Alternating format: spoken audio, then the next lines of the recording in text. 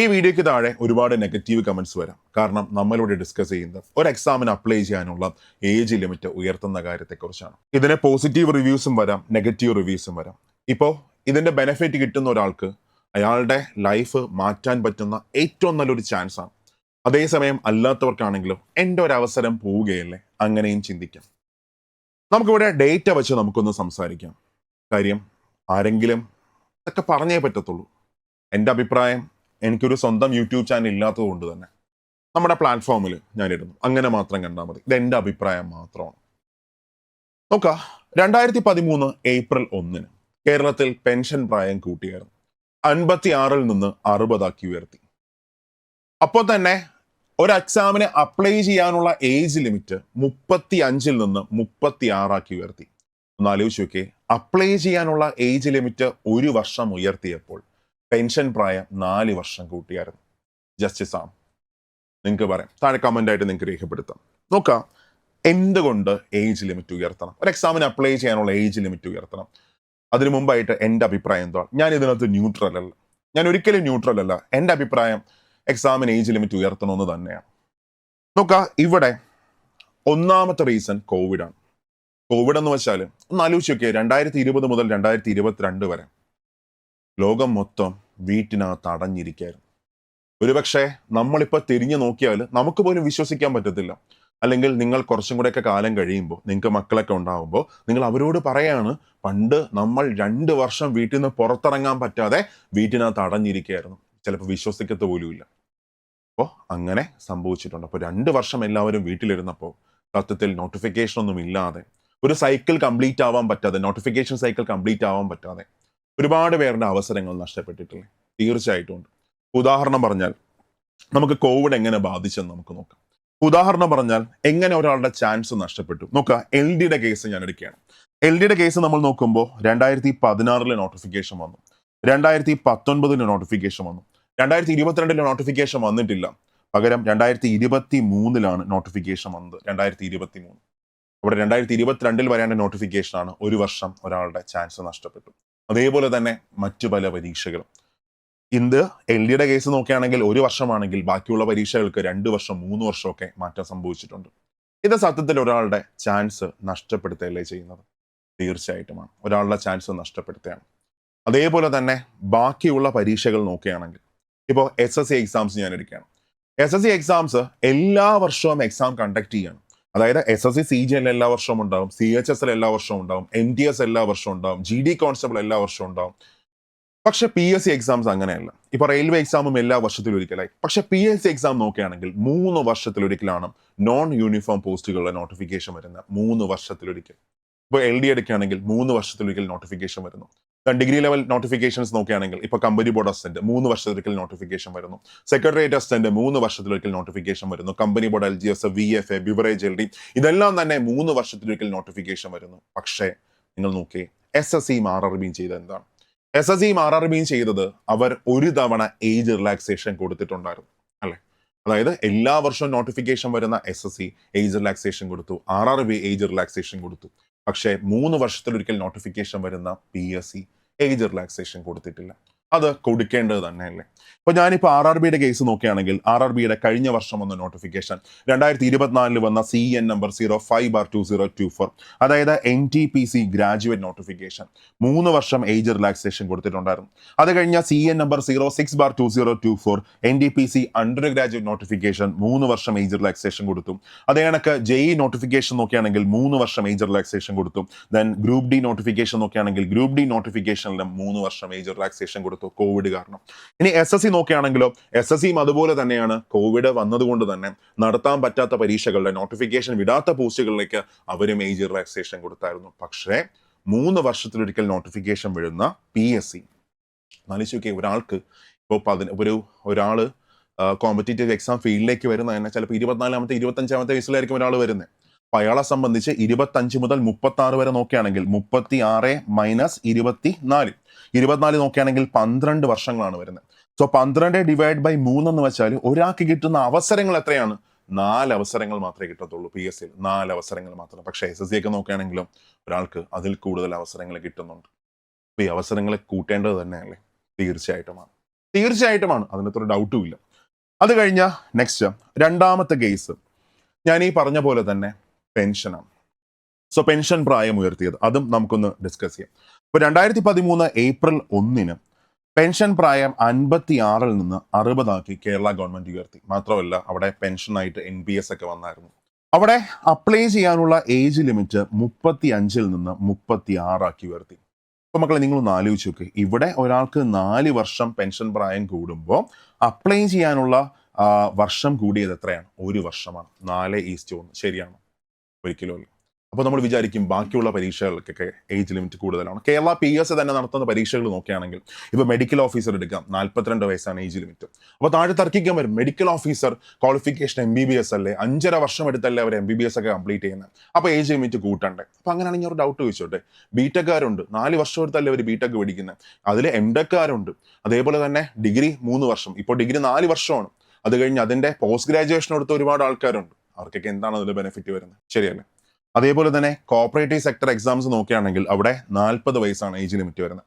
ഇനി assistant professor നോക്കുകയാണെങ്കിൽ 50 വയസ്സ് ഏജ് ലിമിറ്റ് വരുന്നു. LP UP നോക്കുകയാണെങ്കിൽ 40 വയസ്സ് ഏജ് ലിമിറ്റ് വരുന്നു. ഒന്നും വേണ്ട, കൂടൽമാണിക്യം ദേവസ്വം LD നോക്കുകയാണെങ്കിൽ അവിടെ ഏജ് ലിമിറ്റ് 40 വയസ്സാണ്. അപ്പോൾ ബാക്കി പരീക്ഷകൾക്ക് ഏജ് ലിമിറ്റ് ഉയർത്ത പരീക്ഷകൾ നമ്മുടെ നാട്ടിലുണ്ട്. അങ്ങനെയാണെങ്കിൽ എല്ലാത്തിനെയും ഈക്വലൈസ് ചെയ്തൂടെ? അല്ലെങ്കിൽ ഒരവസരം ഇപ്പൊ കൂടുതലെല്ലാം കൊടുക്കണമെന്ന് ഞാൻ അഭിപ്രായപ്പെടുന്നില്ല. എല്ലാ കാലവും ഇത് മുമ്പോട്ട് കൊണ്ടുവന്ന അഭിപ്രായമൊന്നും എനിക്കില്ല. പക്ഷേ ഈ കോവിഡ് കാരണം ഇത്രയും കാര്യങ്ങളൊക്കെ വന്നതുകൊണ്ട് തന്നെ ഒരു തവണത്തേക്ക് ഏജ് റിലാക്സേഷൻ കൊടുക്കേണ്ടത് തന്നെയാണ്. ഇപ്പൊ ഞാനീ പറയുമ്പോൾ ഇത് മാറ്റം വരുമെന്നുള്ള ഒരു വിശ്വാസവും എനിക്കില്ല. തീർച്ചയായിട്ടും ഞാൻ പച്ചയ്ക്ക് പറയാം, ഞാൻ ഈ പറയുന്നത് കൊണ്ട് ആരും കേൾക്കാൻ പോകുന്നില്ല, ഇത് ആരുടെ അടുത്ത് എത്തത്തൂലുമില്ല. പക്ഷേ നമ്മൾ പറയേണ്ട കാര്യങ്ങൾ എന്ത് ചെയ്യണം? പറയണം. അപ്പോൾ അതിനു വേണ്ടി മാത്രം ഞാനിവിടെ സംസാരിക്കുന്നത്. നിങ്ങൾ അങ്ങനെ കണ്ടാൽ മതി. ഓക്കെ, ഇനി അടുത്ത് നോക്കുക. ഇത് ഒന്നാമത്തെ റീസൺ കോവിഡാണ്.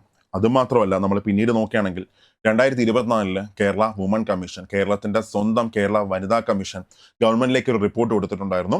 അതായത് വനിതകളുടെ പ്രാതിനിധ്യം ഗവൺമെന്റ് സർവീസിലേക്ക് കൂട്ടുന്നതിന് വേണ്ടിയിട്ട് അവിടെ ഏജ് ലിമിറ്റ് 45 ഉയർത്തണമെന്നൊരു റിപ്പോർട്ട് കൊടുത്തിട്ടുണ്ടായിരുന്നു. അപ്പൊ ഞാൻ ഈ 45 ആക്കണം 50 ആക്കണം എന്ന അഭിപ്രായമൊന്നും എനിക്കില്ല. പക്ഷെ ഒരു തവണ ഗവൺമെന്റിന് മാന്യമായിട്ടുള്ള ഏജ് റിലാക്സേഷൻ കൊടുക്കാം. അത് വലിയ ബുദ്ധിമുട്ട് വരത്തില്ല. മറിച്ച് ഒരുപാട് പേരുടെ പ്രാർത്ഥനകൾ, ഒരുപാട് പേരുടെ സന്തോഷം, ഒരുപാട് പേരുടെ അനുഗ്രഹങ്ങൾ, അങ്ങനെ തന്നെ പറയാം, അത് കേരള ഗവൺമെന്റിന് ഉറപ്പായിട്ടും കിട്ടുക തന്നെ ചെയ്യും. ഓക്കെ, ഇനി അടുത്ത് ബാക്കി ഡീറ്റെയിൽസിലേക്കൂടെ നമുക്കൊന്ന് പോവാം. അപ്പോൾ ഇവിടെ പെൻഷന്റെ കേസ് ഞാൻ പറഞ്ഞായിരുന്നു.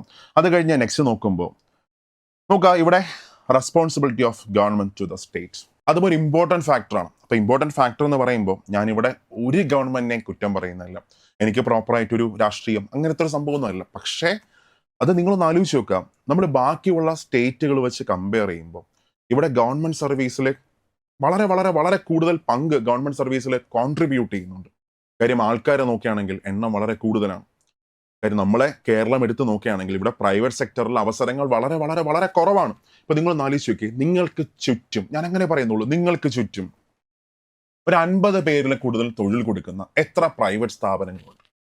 നിങ്ങളൊന്ന് ചുറ്റും ഒന്ന് ആലോചിച്ച് നോക്കി, നിങ്ങൾക്ക് ചുറ്റും 50 പേരിൽ കൂടുതൽ തൊഴിൽ കൊടുക്കുന്ന എത്ര പ്രൈവറ്റ് സ്ഥാപനങ്ങളുണ്ട്?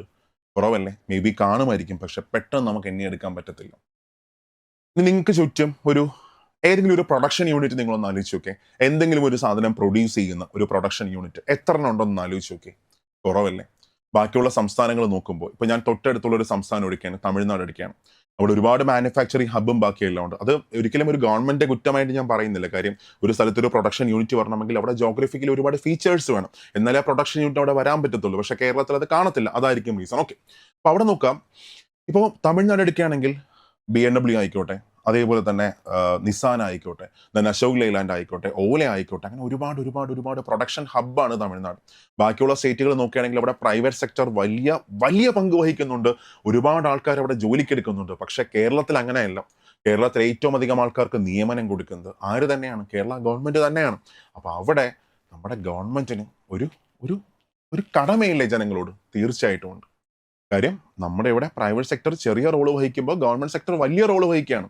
അപ്പോൾ ഗവൺമെന്റിന് സൊസൈറ്റിയോടൊരു കടമയുണ്ട്. ആ കടമ തീർച്ചയായിട്ടും നിർവഹിക്കപ്പെടുക തന്നെ വേണം, അതിനകത്തും ഒരു സംശയമില്ല. ഇനി അടുത്ത റീസൺസ് നമ്മൾ നോക്കുകയാണെങ്കിൽ നമുക്ക് സ്റ്റാർട്ട് ചെയ്യാം, നമുക്ക് ഓരോന്നായിട്ട് നമുക്ക് നോക്കാം. അപ്പോൾ നമ്മൾ വിചാരിക്കും ഇത് കേരളത്തിൽ മാത്രം സംഭവിക്കുന്നതാണോ, കേരളമാണ് ആദ്യമായിട്ട് ചെയ്യാൻ പോകുന്നത്? ഇല്ല. ബാക്കിയുള്ള സ്റ്റേറ്റുകൾ നോക്കുകയാണെങ്കിൽ അവര് ഏജ് ലിമിറ്റ് ഉയർത്തിയിട്ടുണ്ട്, അപ്ലൈ ചെയ്യാനുള്ള ഏജ് ലിമിറ്റ് ഉയർത്തിയിട്ടുണ്ട്. ഏതൊക്കെ സംസ്ഥാനങ്ങൾ? നമ്മളെ തൊട്ടടുത്ത് കിടക്കുന്ന സംസ്ഥാനങ്ങൾ, നമുക്ക് നോർത്ത് ഇന്ത്യയിലൊന്നും പോകണ്ട, തൊട്ടടുത്ത് കിടക്കുന്ന സംസ്ഥാനങ്ങൾ. ഒഡീഷ, അവിടെ അപ്ലൈ ചെയ്യാനുള്ള ഏജ് ലിമിറ്റ് കൂട്ടിയിട്ടുണ്ട്. തെലങ്കാന അപ്ലൈ ചെയ്യാനുള്ള ഏജ് ലിമിറ്റ് കൂട്ടിയിട്ടുണ്ട്. ആന്ധ്രാപ്രദേശ് അപ്ലൈ ചെയ്യാനുള്ള ഏജ് ലിമിറ്റ് കൂട്ടിയിട്ടുണ്ട്. ഛത്തീസ്ഗഡ് നോക്കുകയാണെങ്കിൽ ഛത്തീസ്ഗഡും അപ്ലൈ ചെയ്യാനുള്ള ഏജ് ലിമിറ്റ് കൂട്ടിയിട്ടുണ്ട്. നമുക്ക് ഓരോ സ്റ്റേറ്റും നമുക്ക് നോക്കാം. ഒഡീഷ നോക്കാം. ഒഡീഷ 42 വയസ്സാക്കി റേസ് ചെയ്തു. 42 വയസ്സാക്കി. ആലോചിക്കുക, 32 വയസ്സിൽ നിന്ന് 42 വയസ്സാക്കിയാണ് ഒഡീഷ പെർമനന്റ് ആയിട്ട് കൂട്ടിയേക്കുന്നത്. അതേസമയം തെലങ്കാന നോക്കുകയാണെങ്കിൽ തെലങ്കാന 2 വർഷത്തേക്ക്, അതായത് കോവിഡ് കാരണം, ആ കോവിഡിന്റെ പ്രശ്നം ഉള്ളത് കൊണ്ട് തന്നെ 46 വയസ്സാക്കി നോൺ യൂണിഫോം പോസ്റ്റുകളുടെ ഏജ് ലിമിറ്റ് കൂട്ടിയായിരുന്നു. ഇനി ആന്ധ്രാപ്രദേശ് നോക്കുകയാണെങ്കിൽ ആന്ധ്രാപ്രദേശും അതേപോലെ തന്നെ ഒരു ടെമ്പററി റിലാക്സേഷൻ ആയിട്ട് 42 വയസ്സ് വരെ, കോവിഡ് കാരണമുള്ള റിലാക്സേഷൻ ആയിട്ട് 42 വയസ്സ് വരെ ഏജ് ലിമിറ്റ് കൂട്ടിയായിരുന്നു. ഇനി ഛത്തീസ്ഗഡും അതേപോലെ തന്നെ 35 വയസ്സ് വരെ അപ്ലൈ ചെയ്യാനുള്ള ഏജ് ലിമിറ്റ് കൂട്ടിയായിരുന്നു. ബാക്കിയുള്ള സംസ്ഥാനങ്ങൾ ചെയ്തിട്ടുണ്ട്. നമ്മുടെ സർക്കാരിനും ചെയ്യാനായിട്ട് പറ്റും. കാര്യം ഇത് ആർട്ടിക്കിൾ 309 ആർട്ടിക്കിൾ 310 വരുന്ന കാര്യമാണ്. സ്റ്റേറ്റിന് തീരുമാനിക്കാം. ഗവർണറുടെ സമ്മതമുണ്ടെങ്കിൽ, അനുമതി ഉണ്ടെങ്കിൽ ആ സ്റ്റേറ്റിന് തന്നെ തീരുമാനിക്കും. അപ്പോൾ എനിക്ക് പക്ഷേ ഇവരോടുള്ള ഏറ്റവും വലിയ ബഹുമാനം, അതായത് ഒരുപാട് ആൾക്കാർ ഇത് ചെയ്യുന്നുണ്ടോ, ഒരുപാട് ആൾക്കാർ മന്ത്രിമാരെ കാണുന്നുണ്ട്, അവരുടെ PS കാണുന്നുണ്ട്, അതേപോലെ തന്നെ യുവജന സംഘടനകളിലെ നേതാക്കളെയൊക്കെ കാണുന്നുണ്ട്, എല്ലാം ചെയ്യുന്നുണ്ട്. പക്ഷെ അവർ ഇന്ന് വരെ ഒരു സമരത്തിനോ ഒന്നും അവർ പോയിട്ടില്ല. ഒരു സ്ഥലത്തും നമുക്കൊരു സമരമായിട്ട് അവരെ കാണാൻ പറ്റത്തില്ല. പകരം അവർ സർക്കാരിനെ വിശ്വസിച്ച് നമുക്കും കൂടെ അനുകൂലമായ ഒരു തീരുമാനമുണ്ടാകും ആ പ്രതീക്ഷയിൽ ഒരുപാട് ആൾക്കാർ കാത്തിരിക്കുകയാണ്. ഇതൊന്ന് ചെയ്തു കൊടുക്കുകയാണെങ്കിൽ, ഗവൺമെന്റ് ഇതൊന്ന് ചെയ്തു കൊടുക്കുകയാണെങ്കിൽ ഉറപ്പായിട്ടും ഞാനിപ്പോൾ ഇലക്ഷൻ വരും ഇങ്ങനെ ഞാൻ പറയുന്നില്ല, പക്ഷേ ഇത് ഗവൺമെന്റ് ഒന്ന് ചെയ്തു കൊടുക്കാൻ പറ്റിയാൽ അവരുടെ പ്രാർത്ഥനകൾ എപ്പോഴും നിങ്ങളുടെ കൂടെ ഉണ്ടാവും, അവരുടെ അനുഗ്രഹങ്ങൾ എപ്പോഴും നിങ്ങളുടെ കൂടെ ഉണ്ടാവും. സോ നമ്മൾ ഒരുപാട് കാര്യങ്ങൾ ബാക്കിയെല്ലാം സ്റ്റേറ്റ് ചെയ്യുന്നുണ്ട്, പക്ഷെ അതിൻ്റെ കൂടെ ഇങ്ങനെയുള്ള ഒത്തിരി ആൾക്കാരുണ്ട്. അവർക്ക് ഒരവസരം കൂടെ കൊടുക്കുകയാണെങ്കിൽ അവരുടെ ജീവിതത്തിലും പ്രകാശം കിടക്കുന്നത് നമുക്ക് കാണാൻ പറ്റും. അത് ചെയ്തു കൊടുക്കും എന്ന് തന്നെയാണ് എൻ്റെ വിശ്വാസം.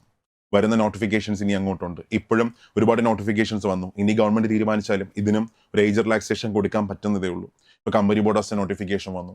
ഇപ്പോൾ അടുത്ത് കമ്പനി ബോർഡ് LGS നോട്ടിഫിക്കേഷൻ വരാൻ പോകുന്നു. VFA നോട്ടിഫിക്കേഷൻ വരാൻ പോകുന്നു.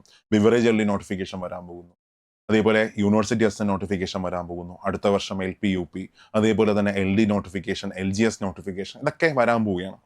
ഒരുപാട് നാളെ കഴിഞ്ഞിട്ട് ചെയ്തു കൊടുത്തിട്ടൊരു കാര്യമില്ല. സോ എന്തെങ്കിലും ചെയ്യാൻ പറ്റുമെങ്കിൽ ഇപ്പോൾ ഒന്ന് ചെയ്യാം. ഞാൻ നേരത്തെ പറഞ്ഞ പോലെ ഒരുപാട് ആൾക്കാരുടെ ജീവിതം മാറുന്ന കാണാൻ പറ്റും. ഒരുപാട് പേരുടെ ജീവിതത്തിലേക്ക് പ്രകാശം എത്തിക്കാൻ സാധിക്കും. ഇത്രയും പറഞ്ഞുകൊണ്ട് നിർത്തുന്നു. Thank you.